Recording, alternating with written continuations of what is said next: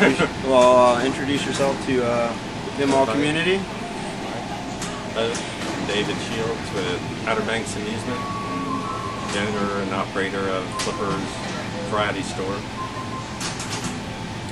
Probably wonder why I named it this. Actually, back in the early 80s, or just 79, one time I had 5 game rooms called Flippers. Started in Fishersville, Virginia, then I had one in Waynesboro, Stanton, then Harrisonburg, and then in Unit Vista, Virginia. So that was back in the early days of the arcade games when pinballs were probably a lot hotter than they are now.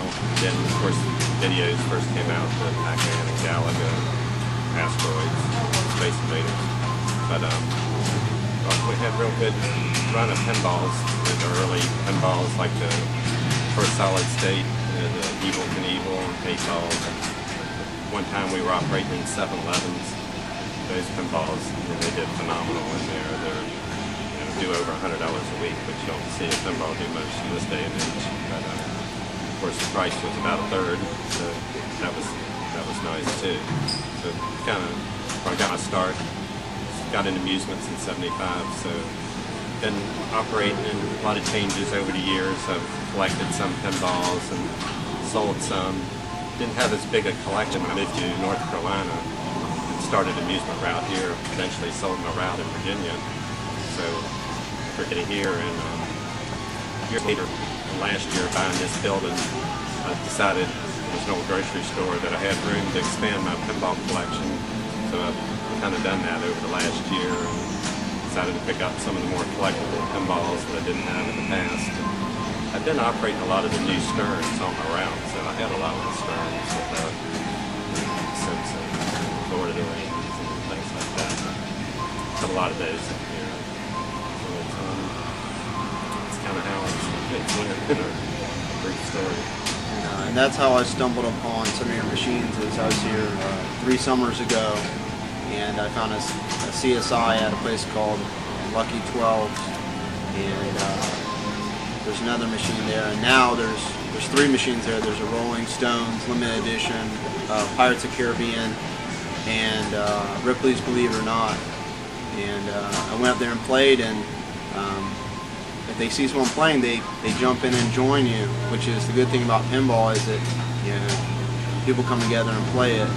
And so you still operate. You've always operated pinball machines, or you've always tried to?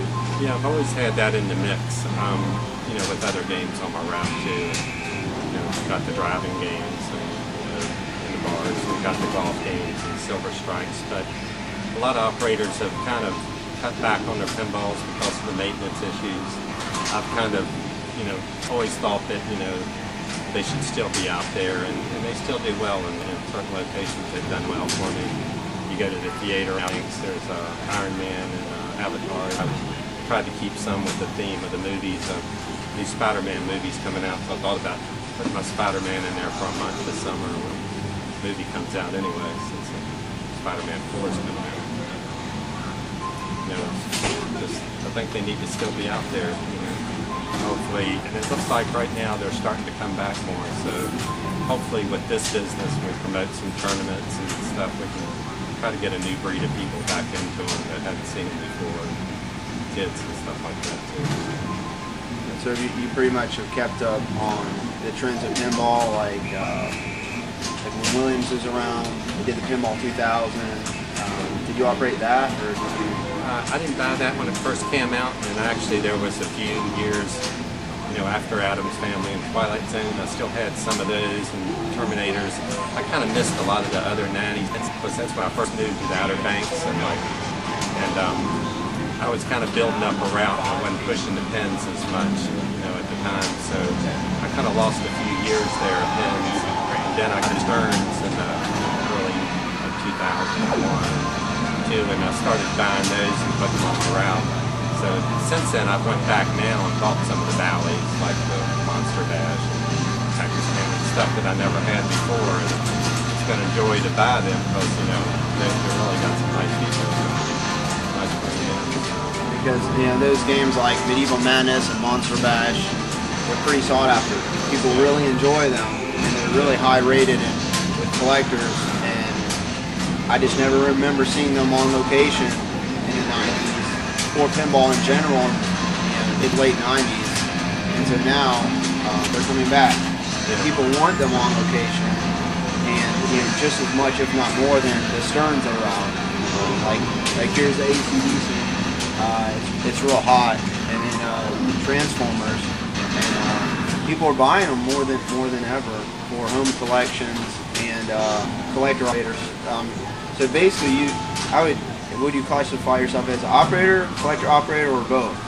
I think more of a collector operator, because if I was buying these new pins just to operate here to try to make a living on it, I don't think it would work, But fortunately, I got an amusement route to fall on, and this can kind of a hobby that I've always had. I can expand on it and give the public a chance to play them. It's, a lot of people buy them, and a lot of the pins like the cactus cannon and stuff all go into home use, so it's very few left on location. So I'm kind of got the other attitude that I think pins need to be out there and be played. So it's like people say, well, you go get a new pinball, you want to stick it in your house? I go, no, we'll put it right here where everybody can play it.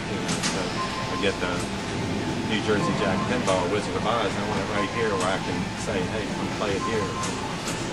That's where I'm at with it.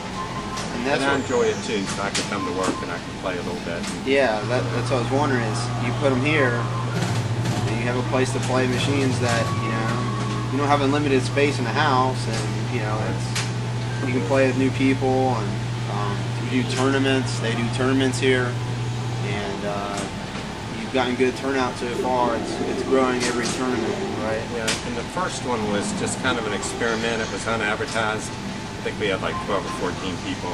The second one, I advertised it, put it on some of the pinball sites. We even put it on the radio and a little clip in the newspaper and stuff.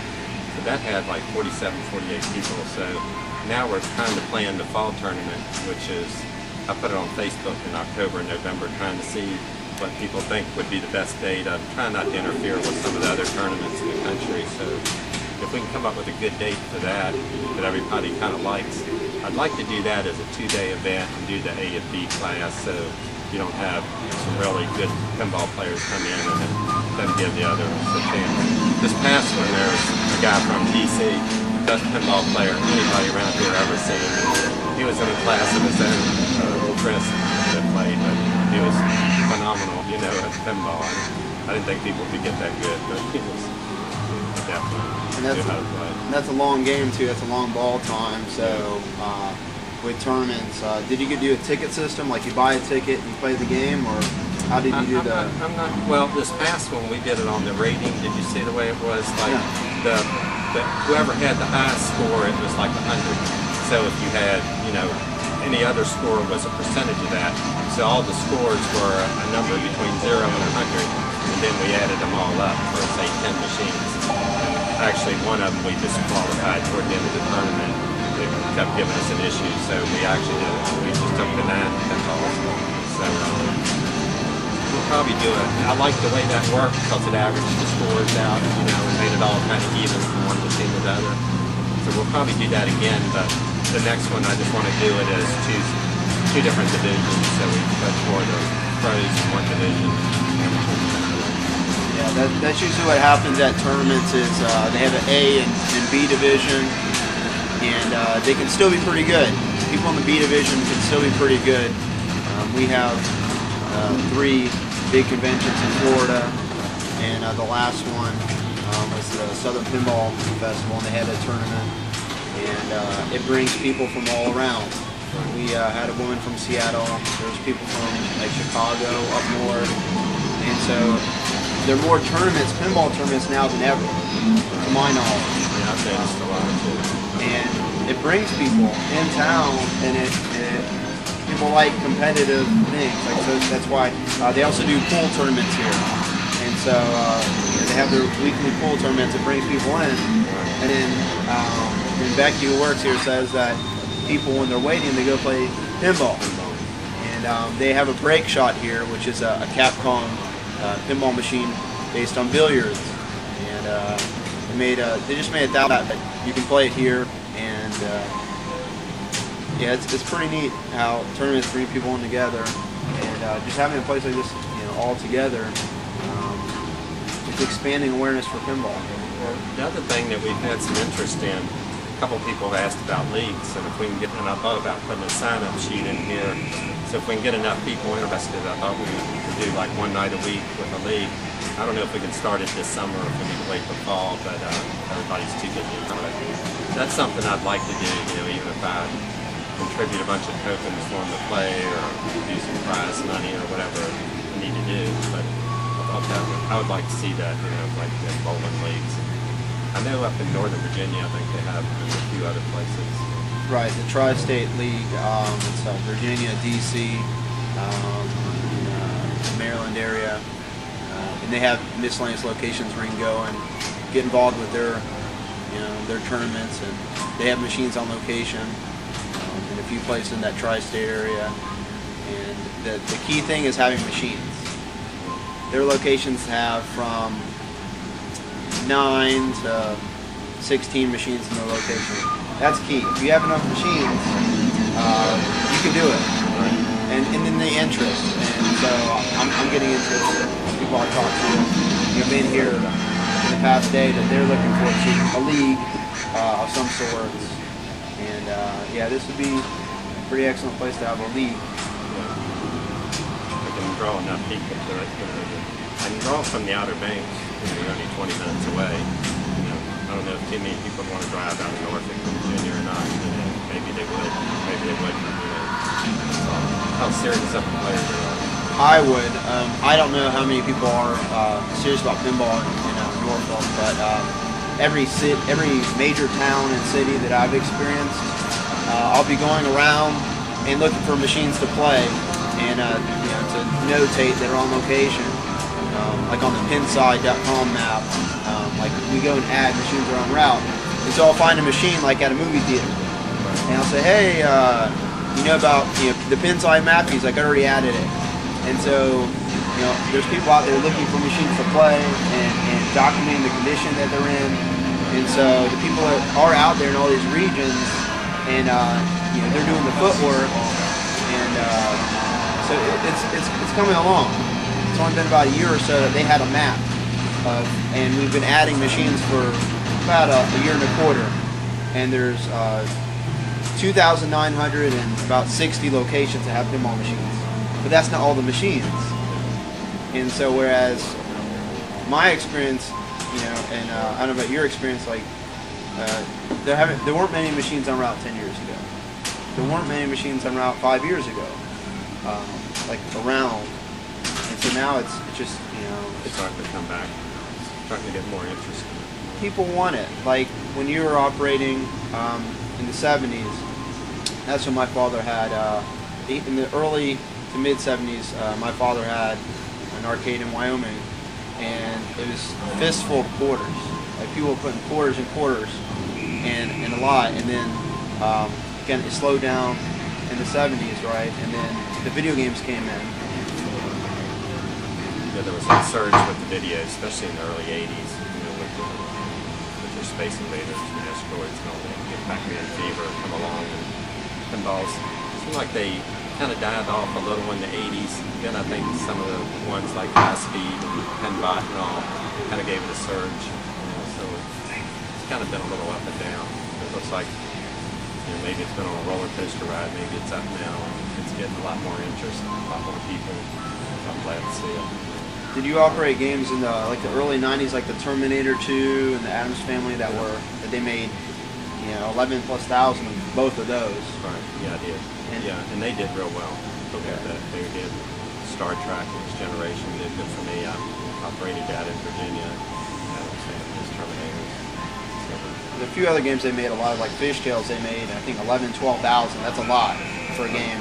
And I still see them around. I see Fishtails more than I see Terminator, and sometimes more than I see Addams Family. Addams Family I still see, and they look like they've been on route for 20 straight years. I mean, they look like they've been there, and they're really solid machines. And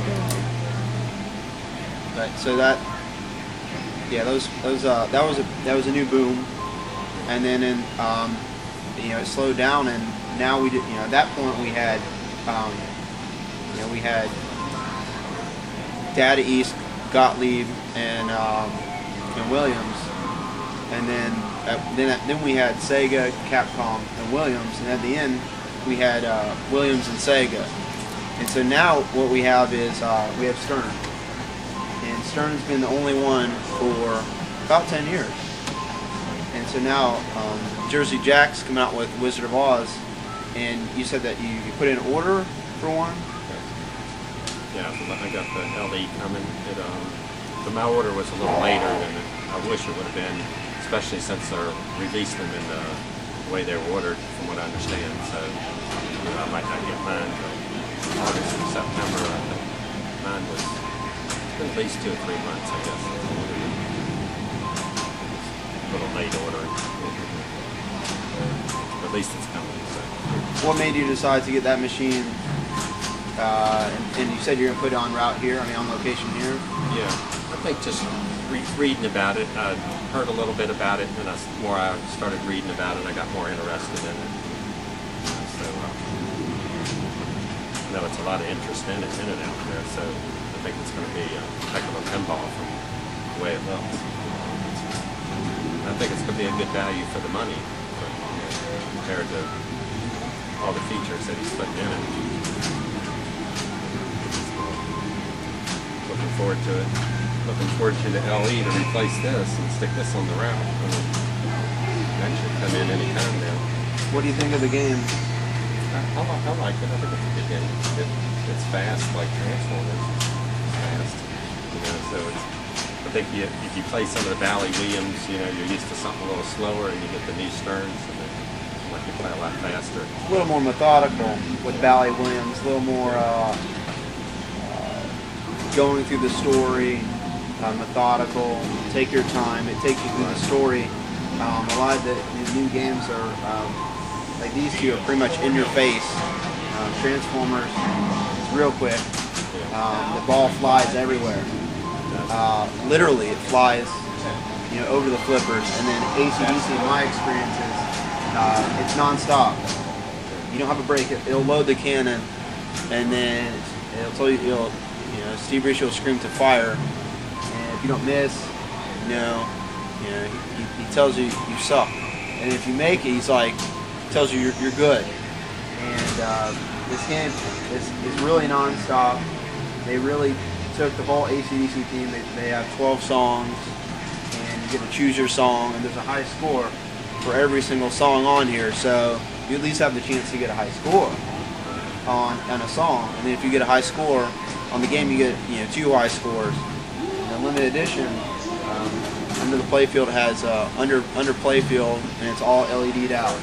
It's beautiful. It's a beautiful game. Did you play that already? Yeah. You played it. Yeah. There's an open house that a distributor named Curly in near Ocala has. He has an open house, and he had the for those about the Rock edition with the red legs, different back glass. It's a beautiful game, and it's a real solid game. As a pendulum ball, as a pinball, as a pendulum underneath the bell. Oh, just 1 second. Yes, it's a Terminator.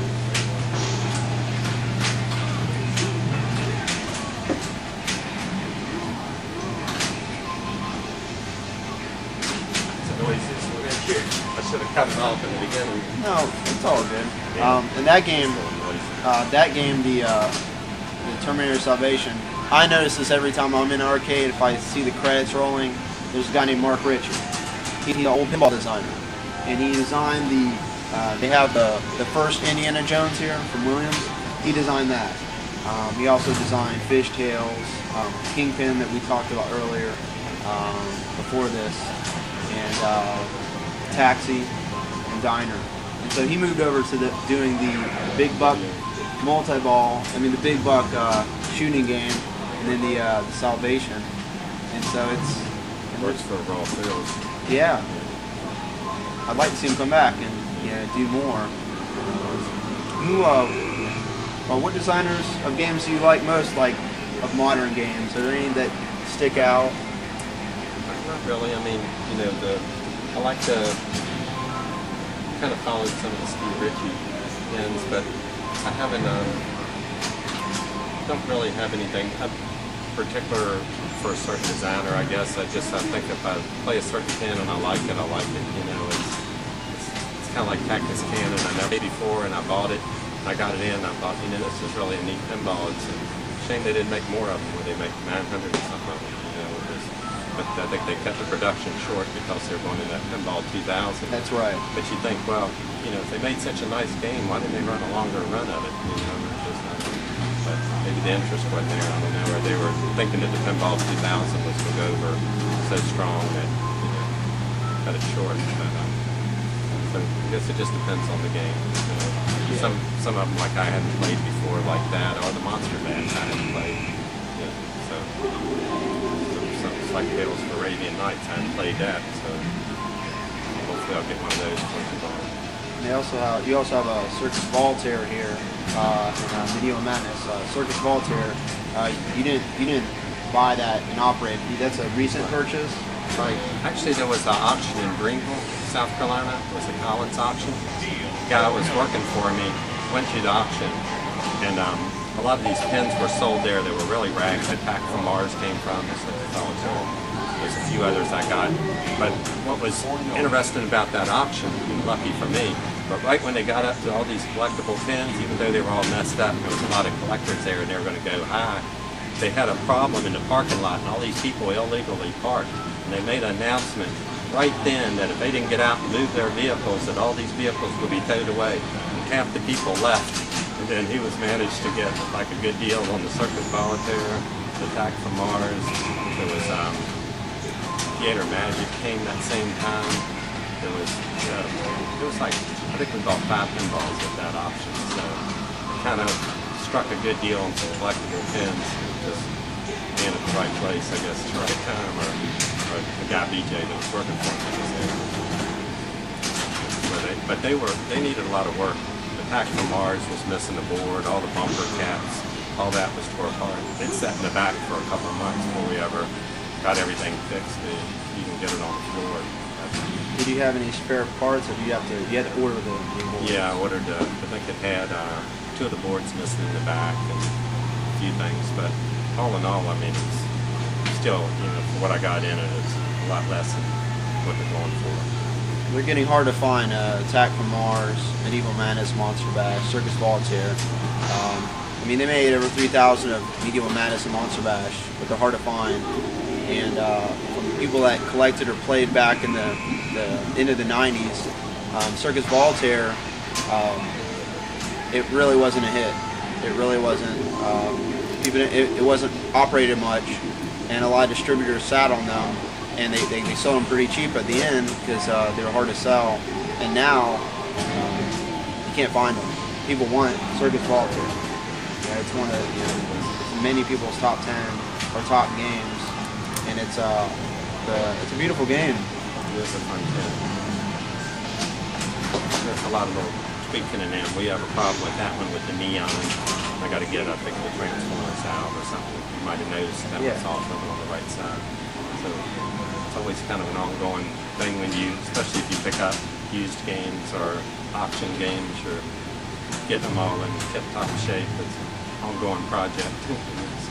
Yeah, pinball, it's like having a classic car, but you don't have to pay taxes and registration, all that, just to have it and play it and drive it. But there's always stuff to work on. It's like any machinery. You have to use it to keep it going and alive. You have to play it, keep it going and going. And yeah, like the Circus Voltaire, it has lighting in it. It has a little special light, strips of light on it, light bulbs on it. And you can get different colors for it. It really makes it pop. It really makes it stick out, especially in the dark. It's a beautiful game, and there aren't many of those on location. Even in other museums and arcades, I've been to the National Pinball Museum, which is north of here, Pinball Hall of Fame in Vegas, and Pacific Pinball Museum in Alameda. I've been to a few shows, and this is a well-rounded collection.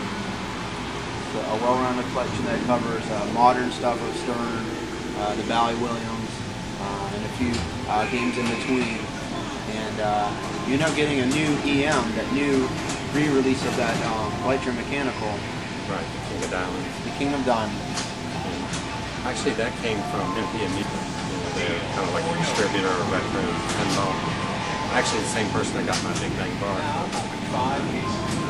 I saw that when I went up there and got it from him. He was selling the Big Bang for somebody that he had sold machines to, and the guy was letting that one go. And it was. But anyway, when I was up there, I saw the King of Diamonds, but he didn't have the programming right in it. He was going, well, let me take it, but he was going to send me the chip, and I said, no, I want to wait till you get it all done. And so I met him at the auction in Tennessee just a couple months ago, and he brought me the King of Diamonds, and I picked it up from him there. I actually put that in my last pinball tournament. I don't think anybody liked it, because it was so hard to play, and but it was it's a neat pinball. I remember it from being a kid in the 60s. The father and brother in the business, so they had a lot of those old Gottlieb legends, so I kind of remembered some of them. So you grew up around family that was operating machines. You grew up helping out and seeing the whole process as a kid? Yeah, actually, I was in the 6th grade, and after school, my brother and father's shop wasn't far from elementary school I went to, so I'd walk up there after school, and that's when I first learned how to put rubber rings, wax the playfield, change balls.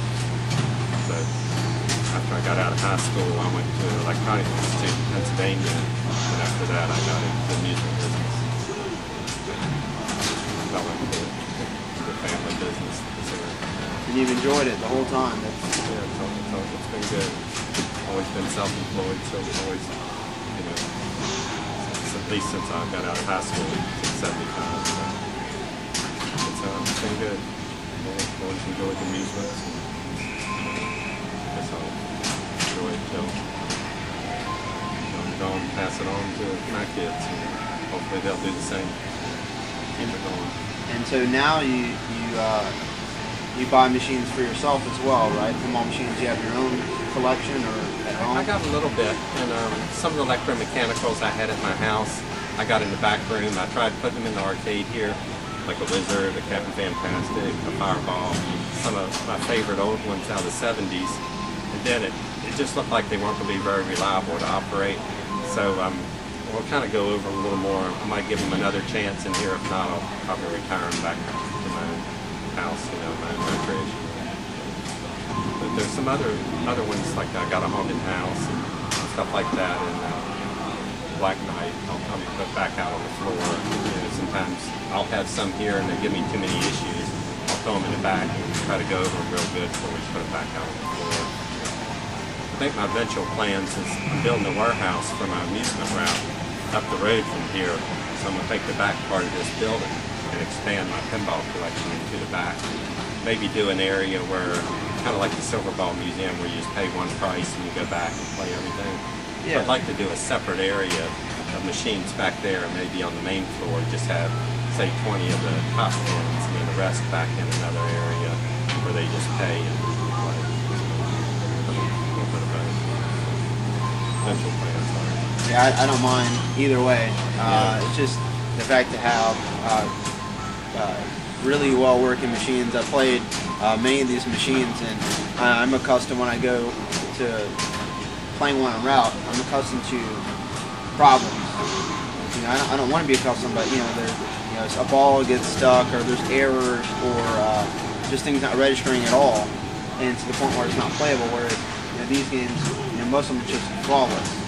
It's just you can go through a game, you can get a high score because you're hitting all the switches, and that's one thing I really appreciate about this place is I can get a high score because everything works. Well, it's an ongoing process. It's like every week you can come in and there's a different list of little problems here and there. I think I'm going to have a little suggestion box and put up in front for stuff that we kind of miss. And sometimes people will tell somebody up at the counter, this didn't work or that didn't on a certain machine. So we can just let people leave a suggestion, and every week the guy works for me 4 days a week when he comes in on Monday, or and off for the weekend when you have most problems. You can go down the list and try to get anything straightened out. He doesn't. I work on some of myself. I get the time. You know, what do you like about pinball most yourself? What do you enjoy? What do you like about pinball? I just like it because to me it's like entertainment or relaxation. No matter what's going on in your business or any frustrations you got, you can be in your own world playing that pinball and it's relaxing and get into playing the game and getting a high score. Just a fun game. That's my recreation. Times at my house, just sit down and enjoy a nice game downstairs. Wait for the kids or TV or mess around on the computer, it's a break from all that. So, it's fun. And you made a good business out of it so far of operating games and machines. To me, it gives people something to do. Like you have machines at movie theaters, bars, restaurants as well, or it's a little variety. I mean, a lot depends on the location and the space. Some will, want pinballs, and some think it's too noisy. I had one in the Jolly Roger on the beach at one time. It did real well, and the karaoke guy complained about it. The noise it made, I guess, between them singing or something. I ended up taking it out, but it did really well while I was going. Maybe one day to find the right place and stick one back in here. It all depends. Yeah, pinball will always have that sound, like a distinct sound. It used to be,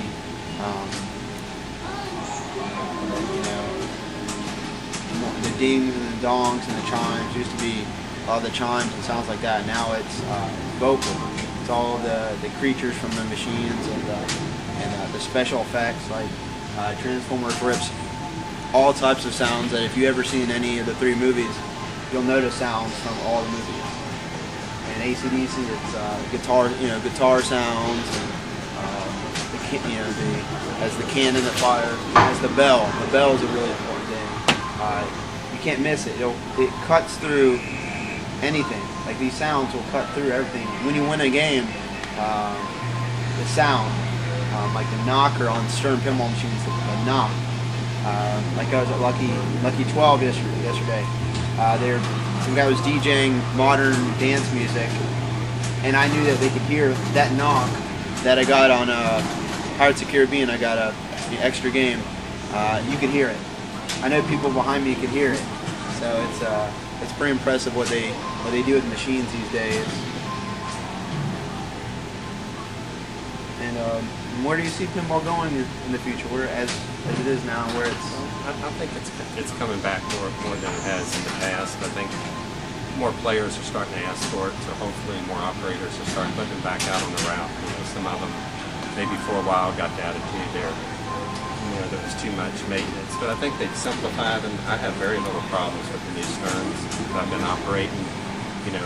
So I think that and some people, I guess maybe they badmouth maybe Stern for thinking that they are a little too simple, but I think that's a lot for the operator too, where they're not putting as many toys and gadgets on them, so that can be operated and not get in much trouble.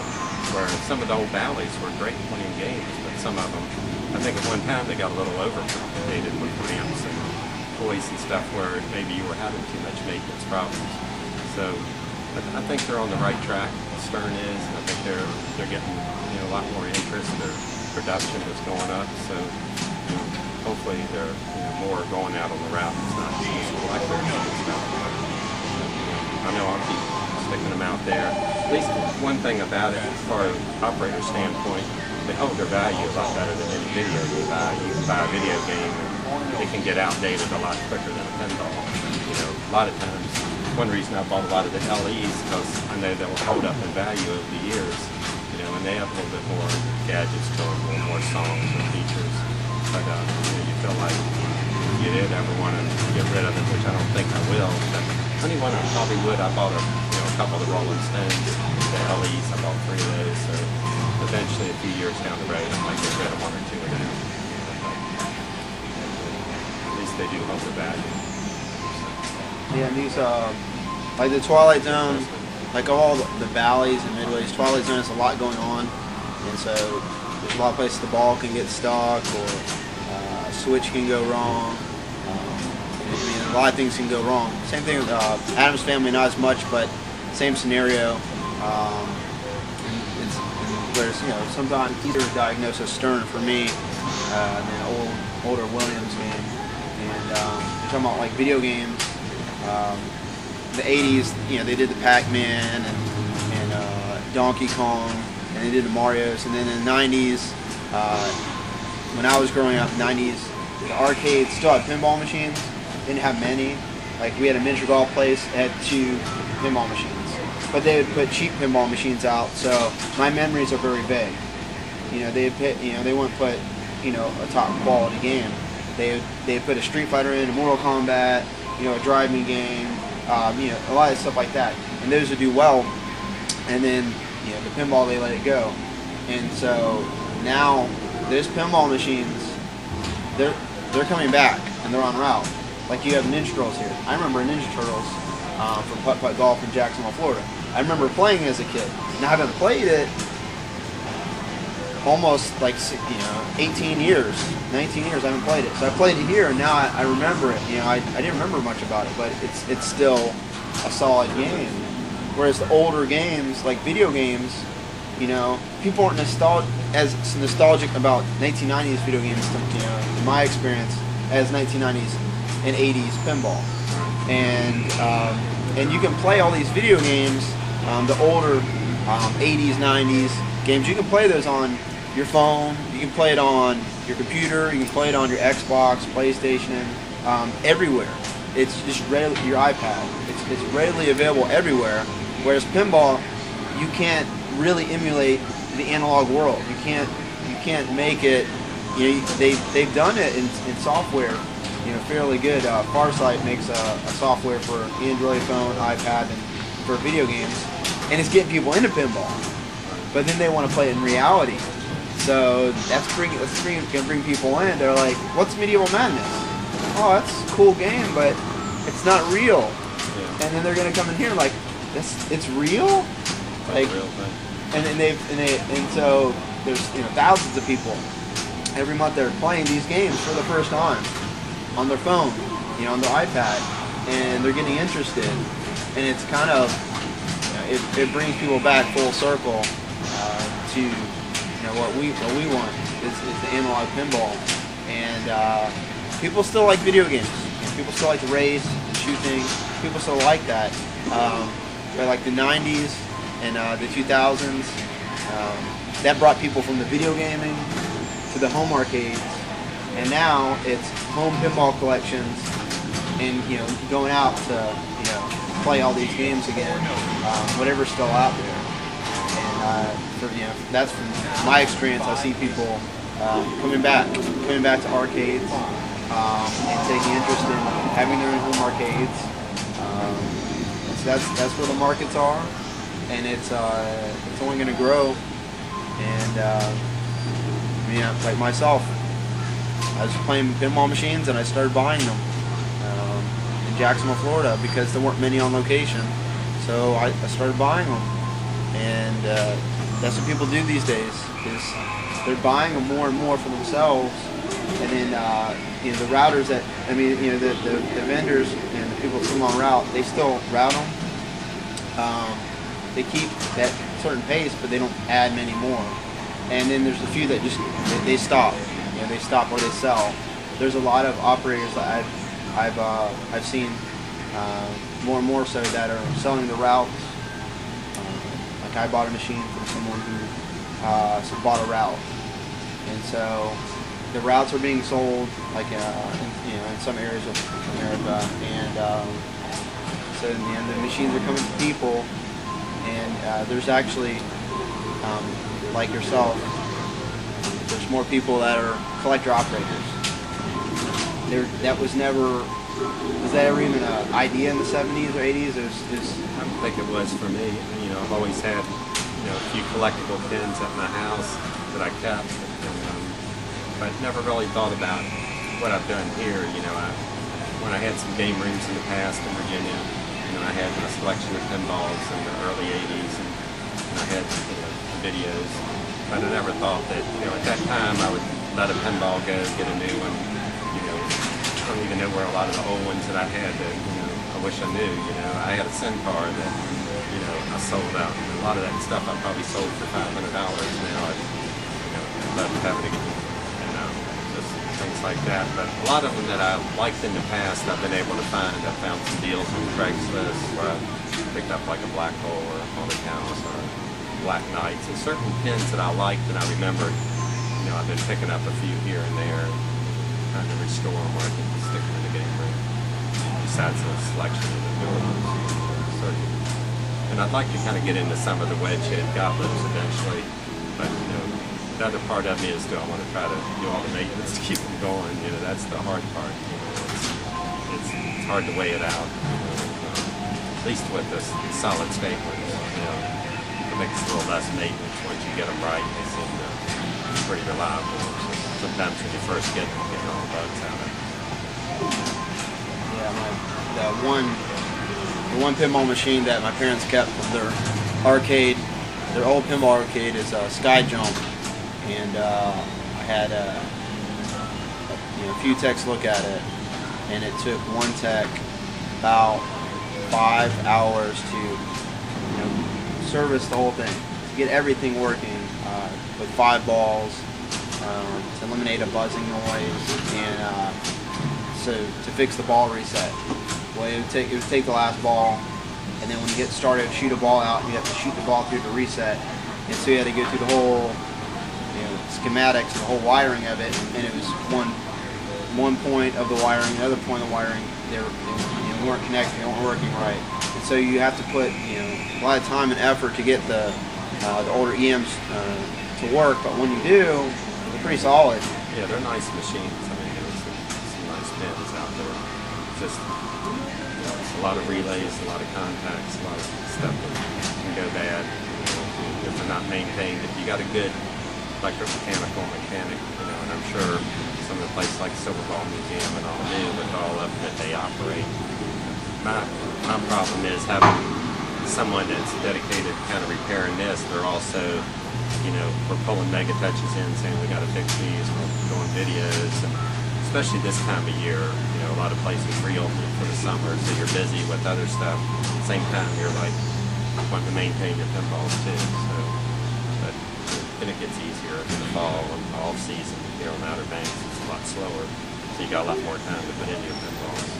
And these games, like the Stearns, have a lot more in common with like a Terminator Salvation or a driving game electronically. That's a lot of, it's not the same software, but it's the method is you go through the software and you diagnose the problem. Whereas EMs, you have to instinct, you have to have experience. These will tell you what there's a switch going on. And you go look up in the switch, you can do a test. You do the switch tests, and you go through all the switches, and you can see. You pretty much see, or it'll tell you exactly what the problem is. And it's a lot harder with electromechanicals. You pretty much got to just have a general feel for it. I know when I first started working on them, you got to think into terms like, it's not kicking the ball out of the out hole, and look for the out hole relay and see how those contacts are. A lot of them are labeled kind of for what they do, but you got to think in pinball terminology. It's not resetting. Where's the reset relay or this, or the ball count unit? Step up, reset. Just make sure everything's adjusted right. I've worked on them quite a bit. Done them in my house. It's like a few that broke here when I had them. It seemed like I was always too busy with other stuff to get around to fix them, because I knew when I went to work on them I might be there an hour or two, where I could go to one of these and probably figure out where the problem is in 10 minutes. Then I could tell somebody else what to do. Go ahead and do this and fix this. So it's a little more time consuming fixing electromechanicals. Some problems in pinball, in my experience, they happen again. Sometimes they'll happen again and again. So you know what to go for. It makes it pretty easy to, pretty predictable. A lot of things that happen in pinball is pretty predictable on the repairs with the solid state machines. A lot of websites and stuff give you a lot of information too. Yeah, there's a lot of information. Yeah, there's a lot of resources. And have you had to call Stern before for support? Or? Well, believe it or not, as soon as I got this, I called them because there was a manual in there for that, but no schematics of the wiring diagram. And as soon as I got it, there was something weird that when it's like the lights weren't working or something. I checked it good, and then I'm looking in there, and I knew it was something simple, but I couldn't find it. So I just picked up the phone and called them real quick, and they told me what wire to check and everything, and I followed it down, and right near the transformer, one of the wires had actually pulled out of the Molex plug and was just out a little bit. But fortunately, the guy on the phone just walked me through it in a matter of like 5 minutes. We had it fixed. I pushed it back in.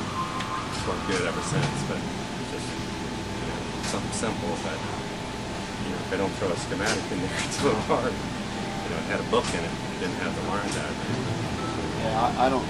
Yeah, the new sometimes the new manuals like on AC/DC are a little smaller than manuals in the past.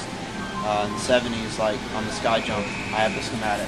I have a full big wiring diagram of where everything is, and so you know the whole system where what's going where and what to diagnose. And, is there anything you'd like to tell the pinball community, pinball world out there about your location or? Well, yes, if you come and visit the Outer Banks, we're only 20 minutes away, which is where Nag's Head, Kitty Hawk, Philadelphia Hills is. There's a lot to do on the Outer Banks as far as the tourist area. And we're 20 miles from the Outer Banks. A little town called Grandy. So pretty easy to find. You can always find it on the Flippers Facebook, Flippers Variety Store. And it'll give the address and stick it in your GPS. Down and go in and play some pinball. You guys have a website as well? And I have an Outer Banks Amusement website, and if you go to that, the OuterBanksAmusements.com, it's got a click on the Facebook, and it will take you to here too. And on our 904 Pinball Zine Facebook as well, I'll be posting pictures, more video, and there'll be more clips and footage on the YouTube channel of the games that they have, and I'll be updating the pinside.com map to say exactly what machines they have as of today. So if you go to the Pinside map, you'll know exactly what machines are here today, and whenever I hear of a new machine here, I'll post it on there as well. And this has been an interview about Flippers Variety. It's also a convenience store where you can get snacks, and they also have a gas station here as well. So you can get your regular gas, you can get your diesel, and they also have a bunch of video games as well. They also have a good collection of video games, skee ball, and they have pool tables as well.